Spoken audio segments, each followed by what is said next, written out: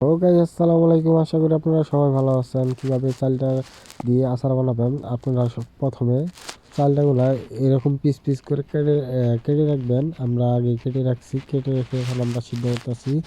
প্রায় 15 মিনিট থেকে 18 মিনিট 20 মিনিটের মতো আপনারা সিদ্ধ করবেন। আমাদের এটা ফ্রিজে রাখা ছিল, তো তার জন্য বেশি সময় লাগছে।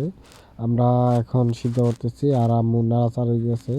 এখন এই যে আমাদের বিলু আছে, বিলু এখন সে রান্না দেখতেছে আর শিখতেছে। আমরা 15-20 মিনিটের জন্য রেখে দিয়েছি। এটা হলো মশলা, পাঁচফোড়নটা। পানিটা নিয়ে এখন সেকবে। পানি সেকার পরে আমরা একটু ওয়েট করি, দেখি তারপরে কি করে। পানিটা পুরাটুকু ফালাই দিল। ফালাই দেওয়ার পরে এখন বাটির মধ্যে ঢেলে রাখতেছে। আমরা দেখতে থাকি আর কি করে।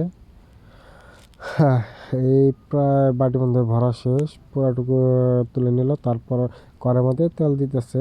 তেল দেওয়ার পরে তেল দেওয়া শেষ, এখন খাল দিল। খাল দেওয়ার পর আপনারা ফুল ভিডিওটা দেখেন দেখেন আর কি কি দেয় আপনারা দেখে দেখে শিখেন, তাহলে আপনারা নিজেই ঘরে বসে বানাতে পারবেন।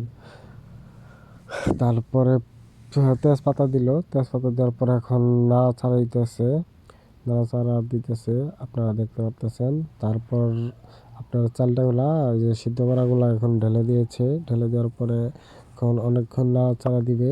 দেখি নাড়াচাড়া দেওয়ার পরে আর কি কি করে। আপনারা ভিডিওটা দেখেন, তাহলে সবই বুঝতে পারবেন। দেখেন কিভাবে কি করে। হলদি দিল, মরিচ দিল, আর যে কী কী দিবে আর কি কী লাগে আপনারা সবাই দেখেন। দেখতে দেখতে আপনারা শিখবেন। ওই যে পানিটা দিল ওটা হলো ওই যে রসুন বাটার যে পানি আছে, পানি রসুন দেওয়া হয়েছে আগেই, কিন্তু এখন লবণ দিল। লবণ দেওয়ার পরে রসুনটা আগে দেওয়া হয়েছিল, কিন্তু ওটা ভিডিওর মধ্যে দিতে পারি নাই ভুলবশত। তারপরে সব কিছু দেওয়ার পরে নাড়াচাড়া দিবেন। তারপরে নাড়াচাড়া দেওয়ার পরে একটু হয়ে গেলে পরে গুড় দিবেন।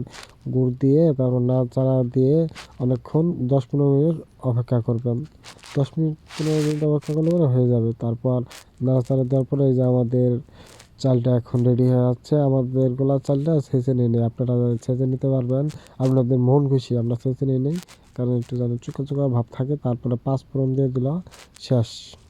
আপনারা এখন নাড়াচাড়া দিবেন। আমাদের যে কিছু বড় বড় ছিল সেগুলা আপনার ছেঁচে এই করে দিতেছে, জানি খেতে আরও স্বাদ লাগে। তার নাড়াচাড়া দেওয়া শেষের পরে এখন এই যে শেষ চালটার আচার। এখন আচার হয়ে গেছে, এখন বাটির মধ্যে ঢালবে, আমাকে একটু দিবে, আমি খেয়ে দেখবো। দেখতে পাচ্ছেন কত সুন্দর হয়েছে, গ্রান সেই গ্রান।